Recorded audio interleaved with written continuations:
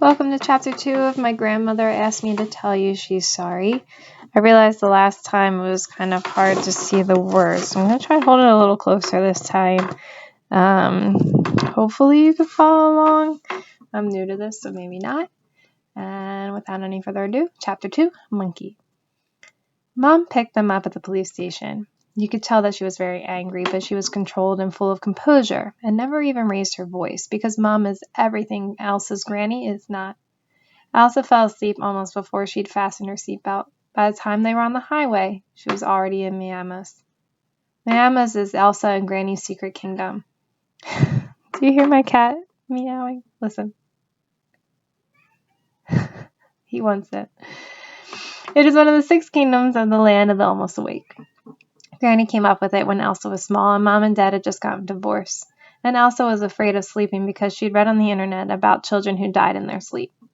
Granny is good at coming up with things, so when Dad moved out of the flat and everyone was upset and tired, Elsa sneaked out the front door every night and scampered across the landing in her bare feet into Granny's flat. And then she and Granny crawled into the big wardrobe that never stopped growing. And then they half closed their eyes and set off. Because you don't need to close your eyes to get to the land of the almost awake. That's the whole point of it. Sort of thing. You only need to be almost asleep. And in those last few seconds when your eyes are closing, when the mists come rolling in across the boundary between what you think and what you just know, that's when you set off. You ride into the land of the almost awake on the backs of cloud animals, because that's the only way of getting there. The cloud animals come in through Granny's balcony door and pick her and Elsa up. And then they fly higher and higher and higher until Elsa sees all the magical creatures that live in the land of the almost awake. The infants and regretters and the knowing and nurses and snow angels and princes and princesses and knights. The cloud animals soar over the endless dark forests where Wolfheart and all the other monsters live. Then they sweep down through the blindingly bright colors and soft winds to the city gates of the kingdom of Miamis. It's difficult to say for sure whether Granny is a bit odd because she spent too much time in Miamis, or Miamis is a bit odd because Granny spent too much time there. But this is the source of all Granny's amazing, monstrous, magical fairy tales. Granny says that the kingdom has been called Miamis for an eternity of at least 10,000 fairy tales. But Elsa knows that Granny only made this up because Elsa couldn't say pajamas when she was small and used to say pajamas instead. Except, of course, Granny insists that she never made up a bloody thing, and Miamis and the other 5 kingdoms in the land of almost awake are not only real, but actually far more real than the world we're in now, where everyone is an economist and drinks lactose-free milks and makes a right fuss. Granny isn't particularly good at living in the real world.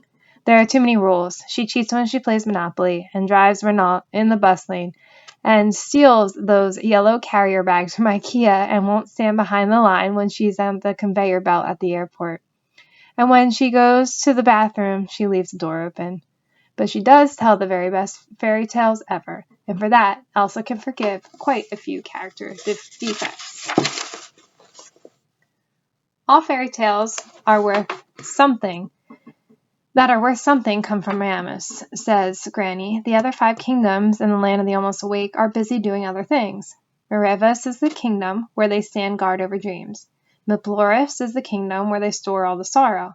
Mimovas is where the music comes from. And Myodakas is where courage comes from. And Mibatalis is the kingdom where the bravest warriors who fought against the fearsome shadows in the war without end were raised. But Miamis is Granny and Elsa's favorite kingdom, because their storytelling is considered the noblest profession of all. The currency there is imagination. Instead of buying something with coins, you buy it with a good story. Libraries aren't known as libraries, but as banks, and every fairy tale is worth a fortune. Granny spends millions every night. Tales full of dragons and trolls and kings and queens and witches and shadows. Because all imaginary worlds have terrible enemies, and in the land of the almost awake, the enemies are the shadows. Because the shadows want to kill the imagination. And if we're going to talk about shadows, we must mention Wolfheart. He was the one who defeated the shadows in the war without end. He was the first and greatest superhero Elsa ever heard about. Elsa was knighted in Miamis. She gets to ride cloud animals and have her own sword. She hasn't once been afraid to fall asleep since Granny started taking her there each night. because in Miamis, no one says girls can't be knights. And the mountains reach up to the sky, and the campfires never go out. No one tries to shred your Gryffindor scarf. Of course, Granny also says that no one in Miamis closes the door when they go to the bathroom.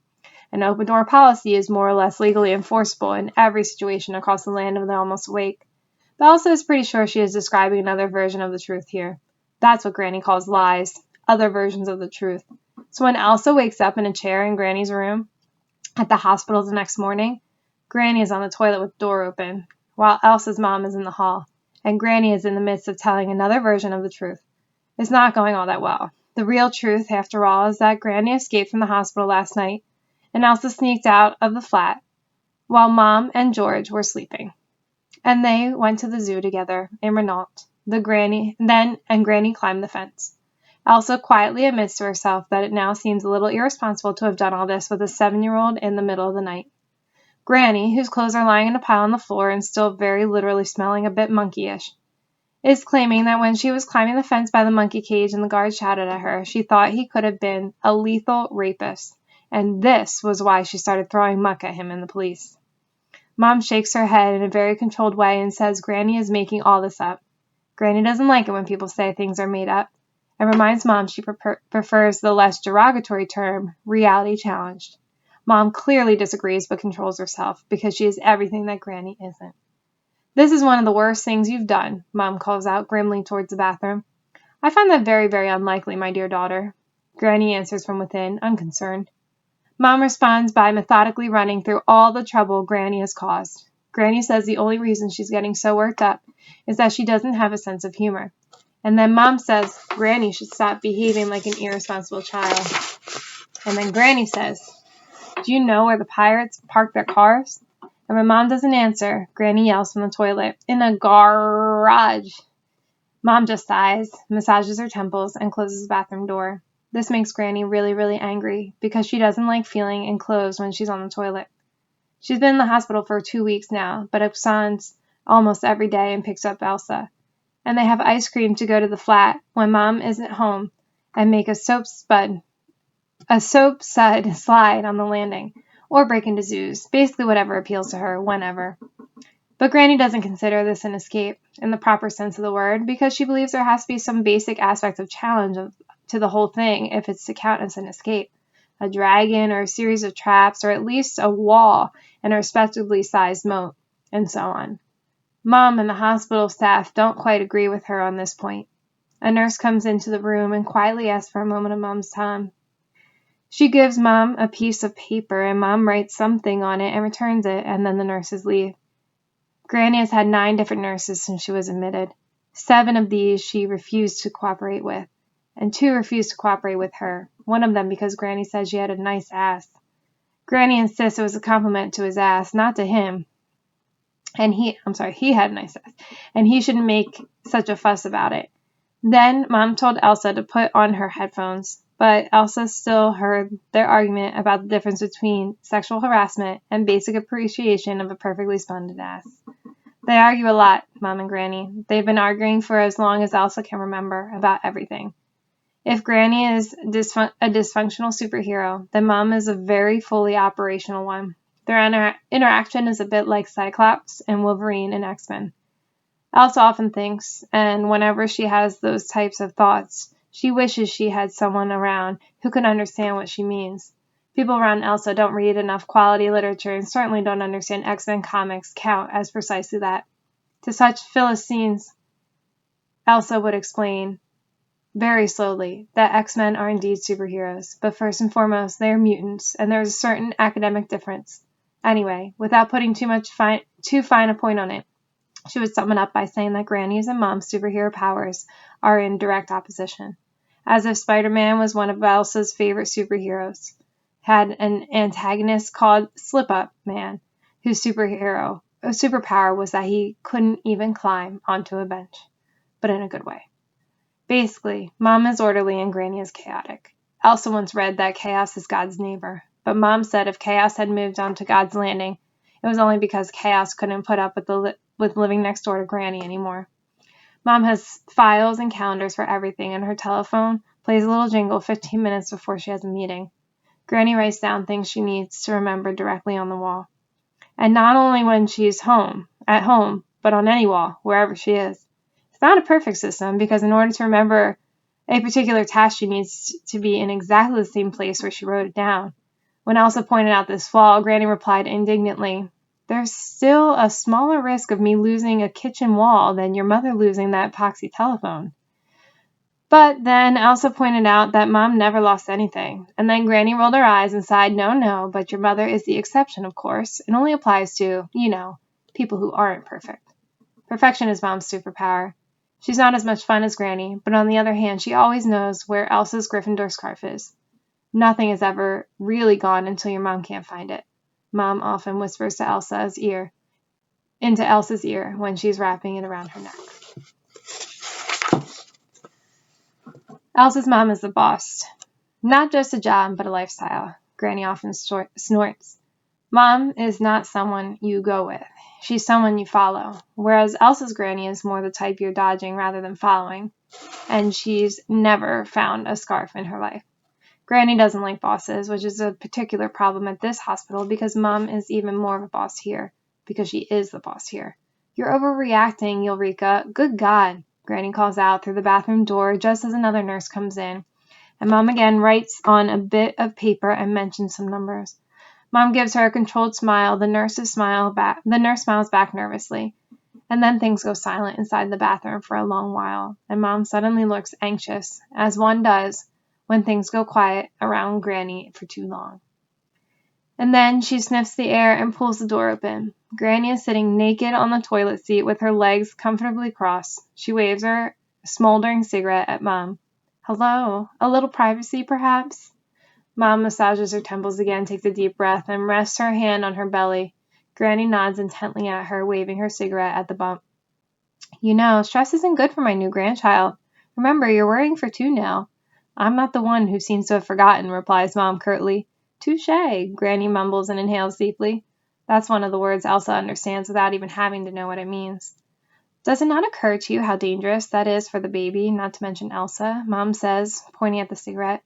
"Don't make such a fuss. People have been smoking since the dawn of time, and there have been perfectly healthy babies born the whole way through. Your generation forgets that humanity has lived for thousands of years without allergy tests and crap like that before you showed up and started thinking you were so important. When we were living in caves, do you think they used to put mammoth skins through a scalding hot machine wash program?" "Did they have cigarettes back then?" asks Elsa.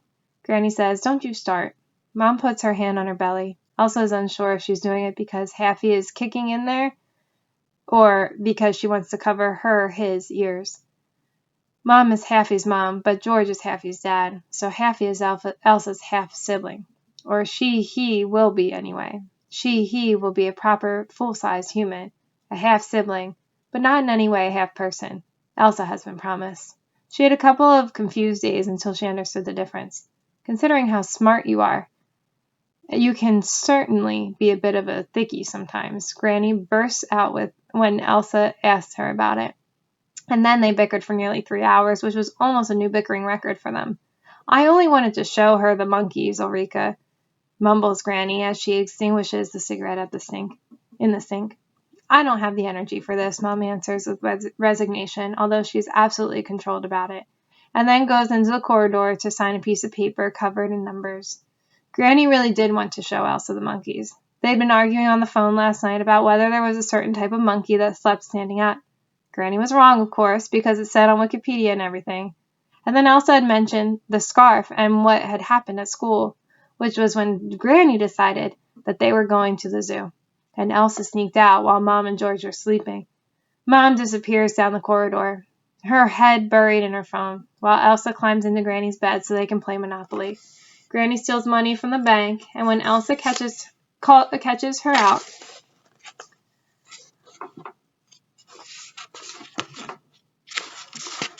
also steals the car so she can skip town. After a while, Mom comes back looking tired and tells Elsa they have to go home now because Granny has to rest. And Elsa hugs Granny for a long, long time.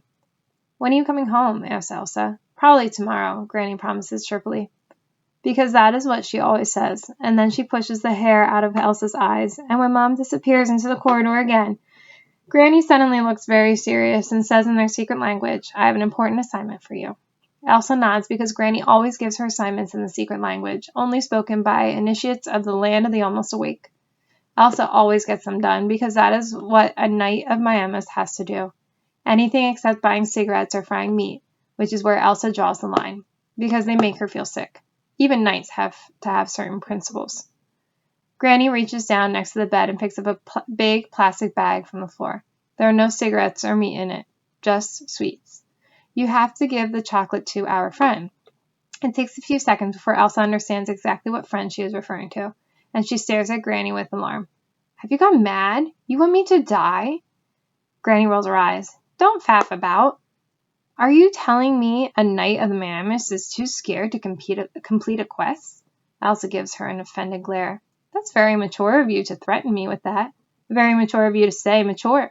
Elsa snatches up the plastic bag. It's full of small, crinkly packets of Dame chocolate. Granny says, "It's important that you remove the wrapper from each piece, otherwise he gets cross."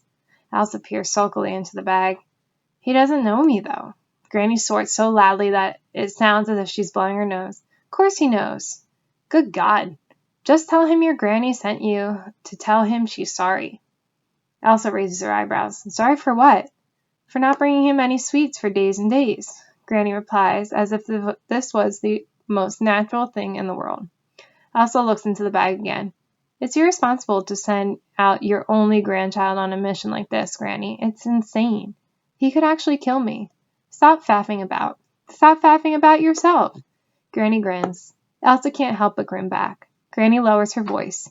"You have to give our friend the chocolate secretly. Britt Marie mustn't see. Wait until they have that residence meeting tomorrow evening, and then sneak over to him." Elsa nods, though she's terrified of our friend and still thinks it's pretty irresponsible to send a 7-year-old on such a perilous mission. But Granny grabs her fingers and squeezes them in her hands like she always does, and it's difficult to be afraid when someone does that. They hug again. "See you, oh proud Knight of Miamis." Granny whispers in her ear. Granny never says goodbye, only see you. While Elsa is putting on her jacket in the hall, she hears Mom and Granny talking about the treatment. And then Mom tells Elsa to listen to her headphones, and that's what Elsa does. She put the headphones on her wish list last Christmas and was very particular about Mom and Granny splitting the cost, because it was only fair. Whenever Mom and Granny start arguing, Elsa turns up the volume and pretends they're both actresses in a silent movie. Elsa is the sort of child who learned early in life that it's easier to make your way if you choose your own soundtrack. The last thing she hears is Granny asking when she can pick up Renault at the police station. Renault is Granny's car. Granny says she won it in a game of poker. It obviously should be a Renault.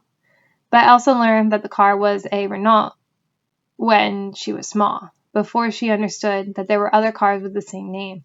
So she still says Renault as if it's a name.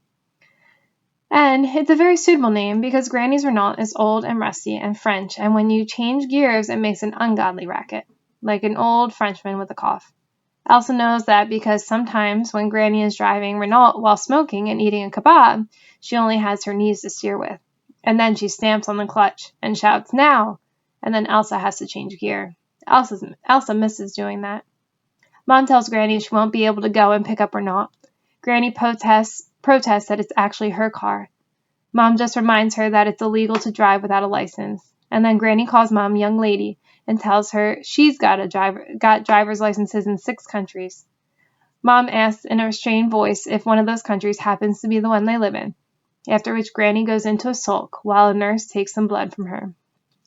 Elsa waits by the lift. She doesn't like needles, irrespective of whether they're being stuck into her own arm or Granny's. She sits reading Harry Potter and the Order of the Phoenix on the iPad for about the 12th time. It's the Harry Potter book she likes the least. That's why she's read it so few times. Only when Mom comes to get her and they're about to go down to the car does Elsa remember that she's left her Gryffindor scarf in the hall outside Granny's room, so she runs back. Granny is sitting on the edge of the bed with her back to the door talking on the phone. She doesn't see her, and Elsa realizes Granny is talking to her lawyer, because she's instructing him about what sort of beer she wants the next time he comes to the hospital. Elsa knows that the lawyer smuggles in the beer in large encyclopedias. Granny says she needs them for her research, but in fact, they're hollowed out inside with beer bottle-shaped slots. Elsa takes her scarf from the hook and is just about to call out to Granny when she hears Granny's voice fill with emotion, and she says into the telephone, "She's my grandchild, Marcel. May the heavens bless her little head. I've never met such a good and clever girl. The responsibility must be left to her. She's the only one who can make the right decision." There's silence for a moment, and then Granny goes on determinedly. "I know she's an only child, Marcel, but she's a damn sight smarter than all the other fools put together. And this is my will, and you're my lawyer. Just do what I say." Elsa stands in the hall holding her breath, and only when Granny says, "Because I don't want to tell her yet, because all 7-year-olds deserve superheroes," only then does Elsa turn to quietly slip away, her Gryffindor scarf damp with tears. I don't want Elsa to know that I'm going to die, because all 7-year-olds deserve superheroes, Marcel. And one of their superpowers ought to be that they can't get cancer. That was chapter 2. We can see our story developing. Hope you enjoyed it, and stay tuned for chapter 3.